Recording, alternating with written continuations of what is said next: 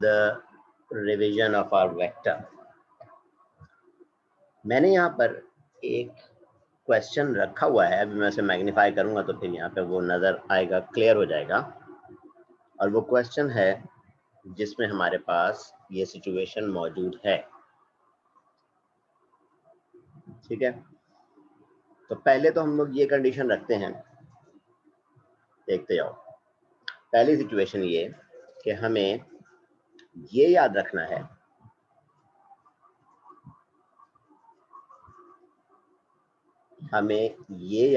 है कि वेक्टर करते वक्त, स्पेशली ऐड मैथ्स का वेक्टर करते वक्त आपके दिमाग में क्या क्या चीजें होनी चाहिए।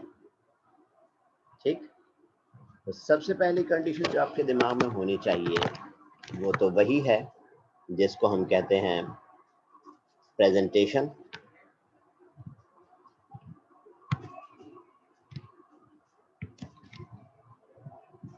ठीक है जी, प्रेजेंटेशन में पहली कंडीशन ये कि वेक्टर को हम लोग हमेशा 2 capital letters with an arrow on top से रिप्रेजेंट करते हैं। 2 capital letters with an arrow on top.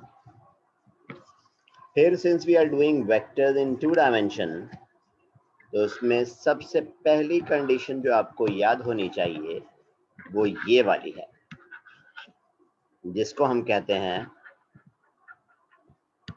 Column vector form.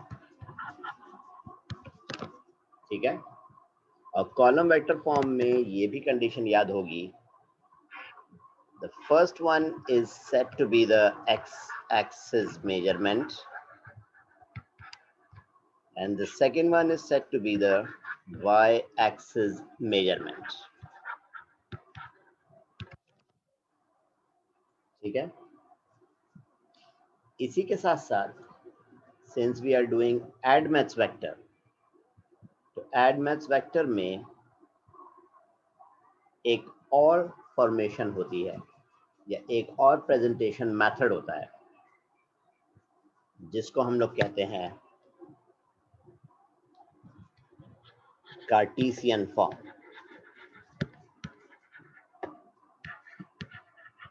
ये था कॉलम वेक्टर फॉर्म ऊपर, और ये जो है ये है कार्टेशियन फॉर्म। कार्टेशियन फॉर्म में इसी कंडीशन को हम ऐसे करके लिखते हैं, x with I, y with j। ठीक है, मतलब अगर कॉलम वेक्टर हमारे पास ए बी का कुछ यूं है -3 और 4, तो ये कॉलम वेक्टर फॉर्म है। और कार्टेशियन फॉर्म में इसको लिखेंगे तो ये हो जाएगा -3i + 4j। ठीक है,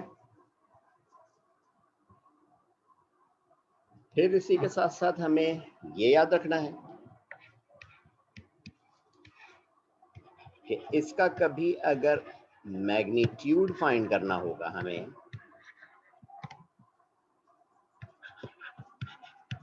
इसको हम लोग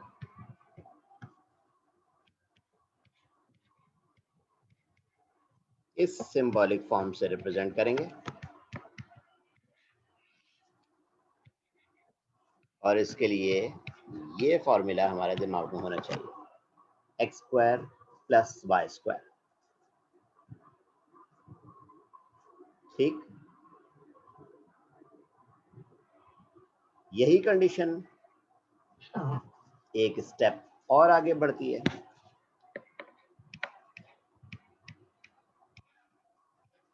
तो फिर पैरेलल वेक्टर फॉर्म आ जाता है इसका।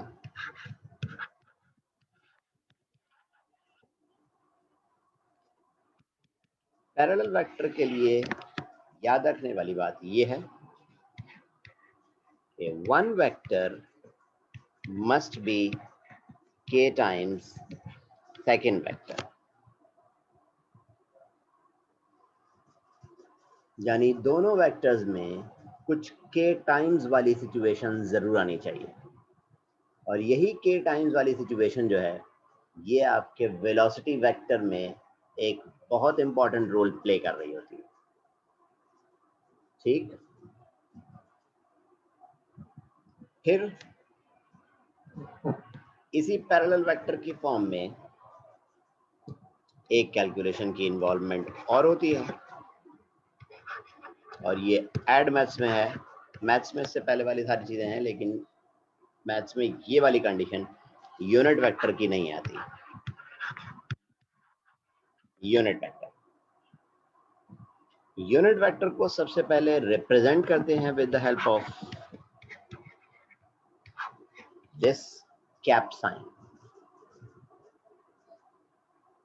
ठीक है, और इसका फॉर्मूला होता है वेक्टर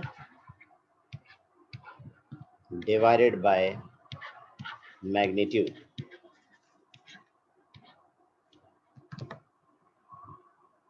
ठीक है, और वेक्टर भी जब आता है तो आई जे की फॉर्म में आती है।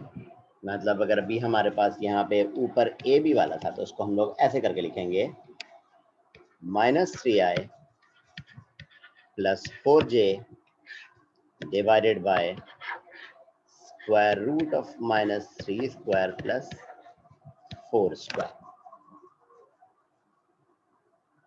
ठीक, ये वाली कंडीशन भी साथ साथ याद रखनी है। यूनिट वेक्टर जैसा कि नाम से जाहिर है एक कैरेक्टरिस्टिक जरूर लेके होगा, वो ये कि अगर हम लोग, बेटा आयशा ये ड्राइंग का जो शौक है इसको अभी नहीं करो प्लीज।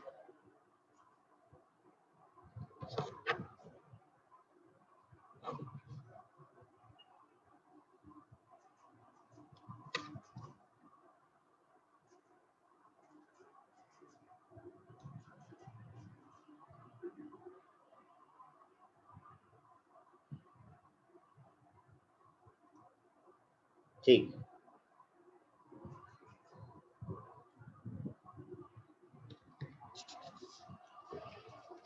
अच्छा जी। सो आई वाज टेलिंग कि यूनिट वेक्टर की एक स्पेशल कैरेक्टरिस्टिक जो याद रखनी है वो ये है कि magnitude of unit vector will always be equal to 1।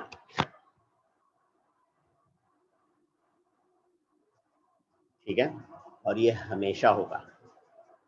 यानी अगर आपने यूनिट वेक्टर निकाल लिया, फॉर एग्जांपल मैं इसी को यहीं पे दिखा दूं तो प्रूफ मिल जाएगा। अब वो क्या है ये देख लो। अगर मैं अभी इस यूनिट वेक्टर को देखूं तो एक्चुअली ये यूनिट वेक्टर कुछ यूं है, -3/5i + 4/5j। ऐसे ही अगर देखो तो ये जो नीचे मैग्नीट्यूड आ रहा है वो 5 आ रहा है, तो -3/5 भी हो गया +4/5 भी हो गया आई और जे के साथ। अगर इसका हम लोग मैग्नीट्यूड फाइंड करें तो यू विल फाइंड आउट कि ये हमेशा इक्वल टू 1 होगा, किसी का भी यूनिट वेक्टर। मतलब ये देखो, -3/5 का स्क्वायर +4/5 का स्क्वायर। कैलकुलेटर होगा, यूज करके देखो, यू विल फाइंड दैट ये हमेशा इक्वल टू 1 आता रहेगा। अब यूनिट वेक्टर से फायदा क्या होता है? यूनिट वेक्टर से फायदा ये होता है कि अगर आपने यूनिट वेक्टर किसी का फाइंड किया हुआ है तो यही यूनिट वेक्टर आपके काम आ जाता है आगे। अगर यूनिट वेक्टर फाइंड किया है, अगर यूनिट वेक्टर फाइंड नहीं किया हुआ है तो फिर वो पैरेलल वेक्टर वाली कंडीशन हो जाती है, और अगर यूनिट वेक्टर फाइंड किया हुआ है तो ये कंडीशन आ जाती है। अब देखो कैसे, इसको मैं ऐसी कंडीशन दे देता हूँ, find new vector of given magnitude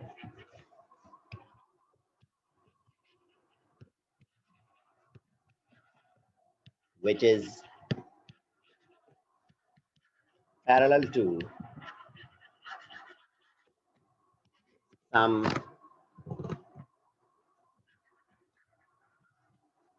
given vector.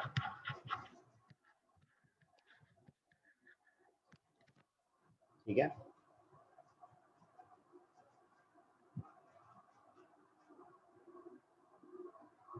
अब इसको मैं दोनों तरीके से रिजॉल्व करवा देता हूं ताकि दिमाग में रहे कि कब कब क्या क्या काम आ सकता है। सबसे पहली कंडीशन, क्वेश्चन ऐसे दिया हुआ है, यह है आपका वेक्टर ए जो कि इस फॉर्म में गिवन है -3 and 4, और एक वेक्टर पैरेलल टू दिस है वेक्टर बी जिसका हमें मैग्नीट्यूड पता है 45। ठीक है जी, and it is said find this B.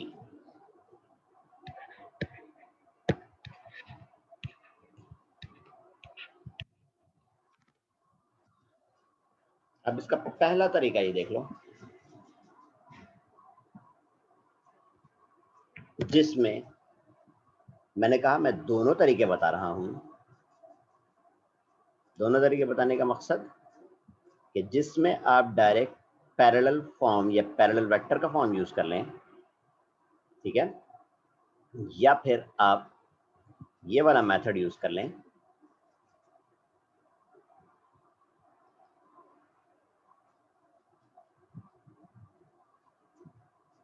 कौन सा वाला,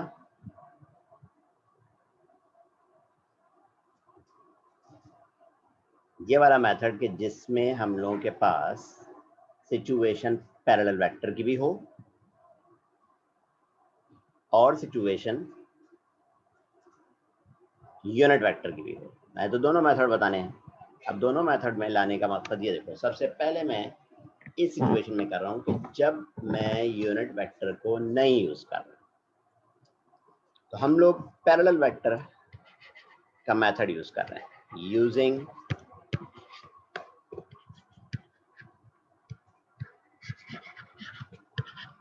पैरेलल वेक्टर। अब simply B is equal to K times A, so magnitude of B is also equal to K times magnitude of A। magnitude of B आपके पास 45 given है, A का magnitude आपको find करना पड़ेगा -3 स्क्वायर प्लस 4 स्क्वायर।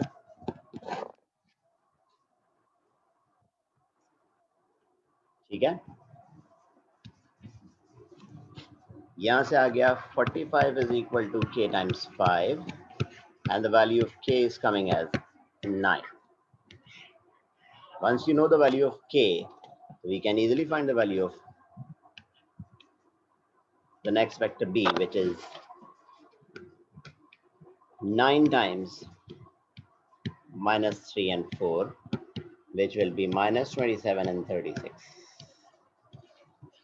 चाहो तो इसको ऐसे करके लिख सकते हो, -27i plus 36j।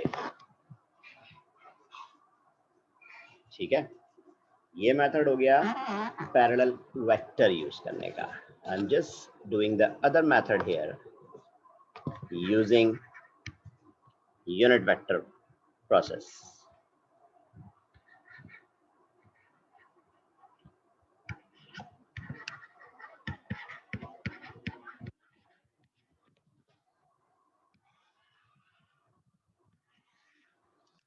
Unit vector का मेथड अगर आपको यूज करना है तो पहले जो गिवन वेक्टर है, दैट मींस यहाँ पे राइट नाउ ए गिवन है, तो इसका आप यूनिट वेक्टर इसका निकाल लेंगे, पहला काम। तो यूनिट वेक्टर हम लोग इस फॉर्म से यूज करते हैं।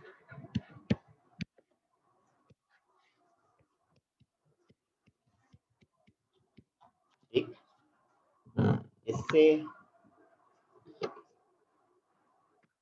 इससे यूनिट वेक्टर ऑफ ए हमारे पास आ गया -3/5i plus 4/5j। Now using this unit vector हम लोग बी फाइंड कर लेंगे। तरीका इसका देख लो, तरीका इसका सिंपल है।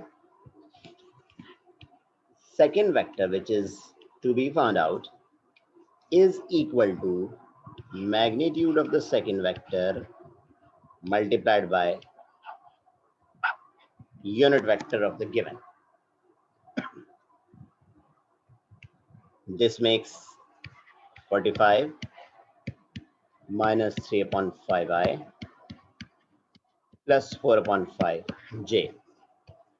अब अगर देखो तो एग्जैक्टली ऐसे ही आ रहा है, minus 27 upon 27i plus 36j. It is the same as the vector that we have found out with the other method.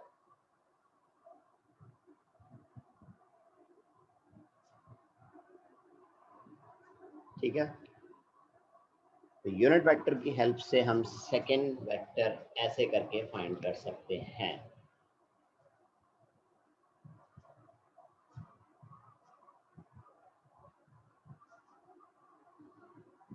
ठीक है जी, आगे चलते हैं।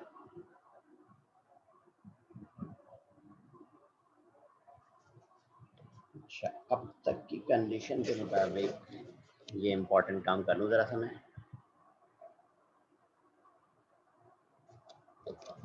मतलब अटेंडेंस वाली।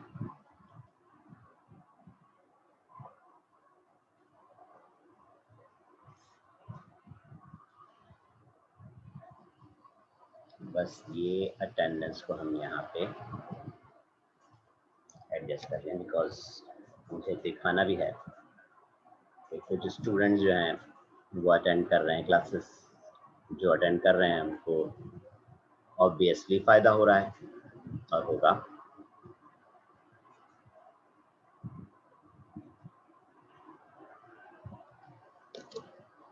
Classes are being arranged for everyone, those who want to get benefits and those who are not interested to get the benefits.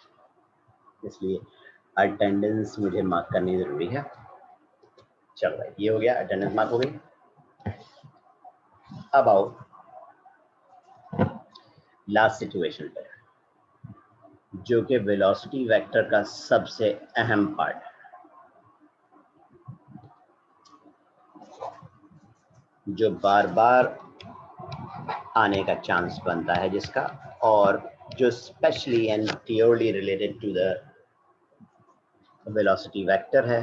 और लोग confusion का शिकार हो जाते हैं और कहते हैं कि ये रिलेटिव वेलोसिटी है, लेकिन ये रिलेटिव वेलोसिटी नहीं है। एक बात ध्यान में रखना, वेरी क्लियरली दिमाग में रखना है कि रिलेटिव वेलोसिटी का जो क्वेश्चन होता है उसमें वर्ड रिलेटिव वेलोसिटी यूज होती है।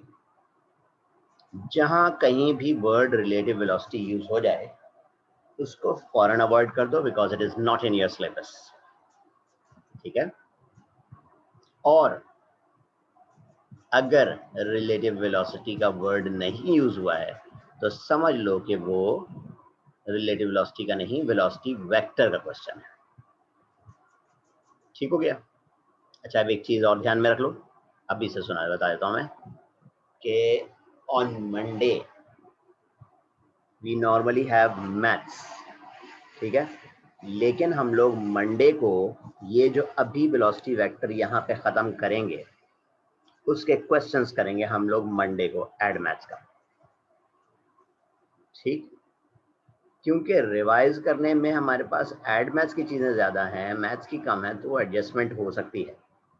अभी से अनाउंसमेंट है मेरी, दिमाग में रखना कि right now I will be ending this till the end of the class, और ये लास्ट टॉपिक हो रहा है वेलोसिटी वेक्टर का, तो वो क्लास एंड हो जाएगी। इसके बाद मेरी दूसरी क्लास है, तो उसके बाद हम लोग इसको कंटिन्यू करेंगे in our next math unit. क्योंकि अनफॉर्चुनेटली कल और परसों ज़रा मेरे पास टाइम की प्रॉब्लम है, तो I won't be able to take a class tomorrow और day after tomorrow. Otherwise I would have taken the adjusted class on Saturday and Sunday, but we'll continue with this add maths in Monday's class. ठीक है, चलो अब जरा देखो, last thing which I am telling, जो most important thing है in velocity vector वो ये है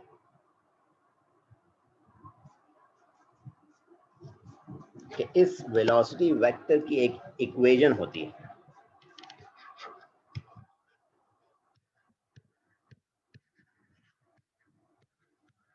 वेलोसिटी वेक्टर इक्वेशन, इसको आपने याद रखना है और इसी इक्वेशन को यूज करते हुए आप वेलोसिटी वेक्टर के जितने भी क्वेश्चन होंगे हर एक को किसी भी कंडीशन में रिजॉल्व कर सकते हो। That is guaranteed. क्या है? सिंपल सा फॉर्मूला है, नथिंग डिफिकल्ट। क्या है ये देखो, ending vector, we need to find out the ending vector is equal to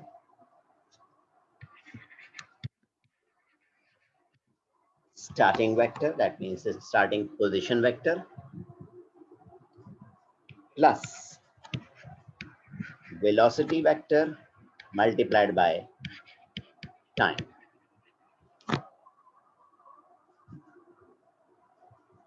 किसी भी वेक्टर का एंड फाइंड करने के लिए, एंडिंग पोजीशन वेक्टर फाइंड करने के लिए हमेशा हम लोग यही इक्वेशन यूज करते हैं। Ending vector is equal to starting vector plus velocity vector multiply by time. This is it. यही वो important equation of the velocity vector है जिसके जरिए से आप वेलोसिटी वेक्टर के सारे क्वेश्चंस कर सकते हैं। इनफैक्ट रिलेटिव वेलोसिटी भी इसी से सॉल्व होती है हमेशा, लेकिन since we don't have the relative velocity in the syllabus तो we don't have to mention that, but आपके लिए वेलोसिटी वेक्टर एक इम्पॉर्टेंट कंडीशन है, ठीक है। और ये इम्पॉर्टेंट कंडीशन को हम इस तरीके से रिजॉल्व करते हैं। अब just to start with a question जो कि हम कंटिन्यू करेंगे इन द नेक्स्ट क्लास, एक बात मैं कंडीशन समझाता हूँ। जरा एक क्वेश्चन लिखिए एग्जांपल में, उसको देखो, उसको फॉलो करो। I will send you the recording of this class also, as well as the snapshots of the things that I have given on the screen. तो वो भी वहाँ पे आपके फॉलो करने के लिए है। Whoever won't be able to get these two things can directly contact me on my WhatsApp. मैं उसको भेज दूंगा ये उसके पास स्पेशली। वैसे तो मैं जिसको लिंक सेंड करूंगा वो बाकी सबको शेयर करवा देगा, बट फिर भी ये कंडीशन। अब देखो एक क्वेश्चन गिवन है, देखो एक क्वेश्चन का एक्चुअली फर्स्ट पार्ट है। It is said an object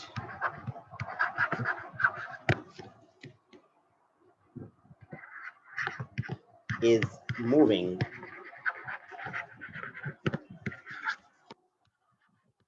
with a speed of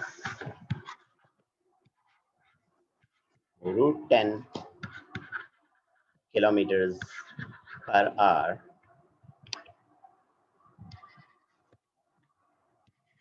in the northeast direction। देख लो, नॉर्थ ईस्ट डायरेक्शन में स्पीड दे दी है इसकी, और क्वेश्चन कहा जा रहा है find the velocity vector of this object. ये वही वेलोसिटी वेक्टर है जिसका जिक्र मैंने यहां पे किया हुआ है, ठीक है जी। अब देख लो, सबसे पहले आप इसका स्केच कर लेंगे, इट्स ए गुड थिंग।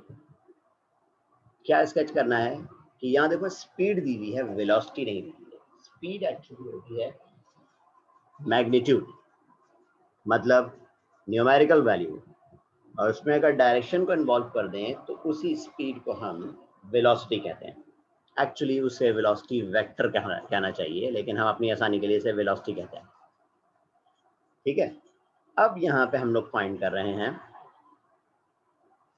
इस ऑब्जेक्ट का वेलोसिटी वेक्टर। इसके लिए रफ स्केच हमने इस तरीके से बनाया, देखो ये है north, south, east, west. Since the object is moving in north east direction, तो इसका मतलब है वो नॉर्थ और ईस्ट के दरमियान में ऐसे करके मूव कर रहा है। और north east, south east, north west, south west हो तो उसका मतलब है वो मिड वाले एंगल से गुजर के जा रहा होगा, जो 45 ऐसे करके बना रहा होगा। और स्पीड इसकी दी हुई है √10।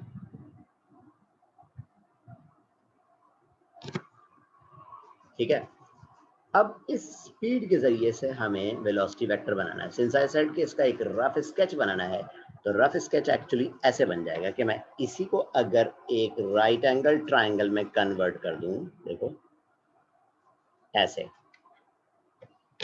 तो अगर राइट एंगल ट्राइंगल लिया जाए तो ये 90 के सामने ये हाइपोटेन्यूज हो गया।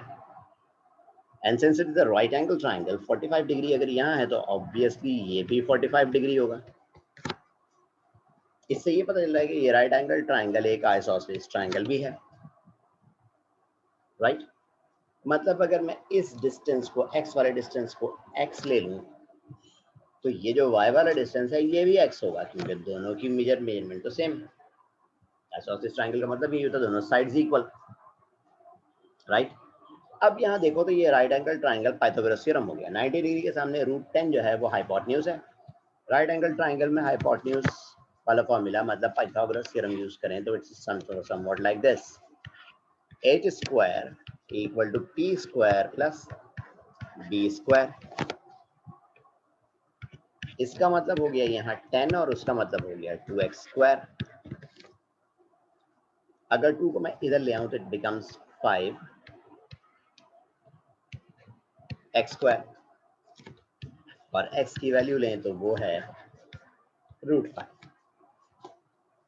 ठीक है, अब वेलोसिटी वेक्टर को हम लोग ऐसे करके लिखेंगे, क्योंकि x और y इसके दोनों सेम हैं, तो या तो इसको लिखा जाएगा √5i प्लस √5j, या फिर इसको लिखा जाएगा √5 एंड √5 कॉलम वेक्टर फॉर्म। ये आपका वेलोसिटी वेक्टर बन गया। जो एक्सप्लेनेशन मैंने सारी की सारी दी है, उसके लिहाज से वेलोसिटी वेक्टर का क्वेश्चन जब भी आता है उसका फर्स्ट पार्ट इस टाइप का हो सकता है।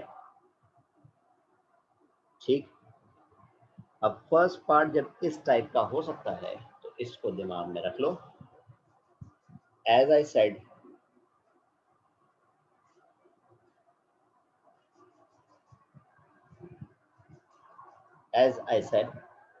कि जिसमें कंडीशन ये है कि हम लोग इसे कंटिन्यू करेंगे इन द मंडेज क्लास। ठीक है, तो ये करना कि अब जो भी लोग हैं जिनको क्लास लेनी है उनको बता देना कि वेलोसिटी वेक्टर यहाँ तक हो गया है। मंडे को मैं इसी एड मैथ्स की क्लास की कंटिन्यूएशन करूँगा, और फिर उसके बाद एज यूजुअल जैसे अली ने मुझे टॉपिक्स भेजे हैं, मारिया मुझे टॉपिक्स भेज देगी, तो जो जो टॉपिक रिवाइज करने हैं वो एक एक करके हम रिवीजन में मैथ्स एड मैथ्स दोनों को लेते रहेंगे।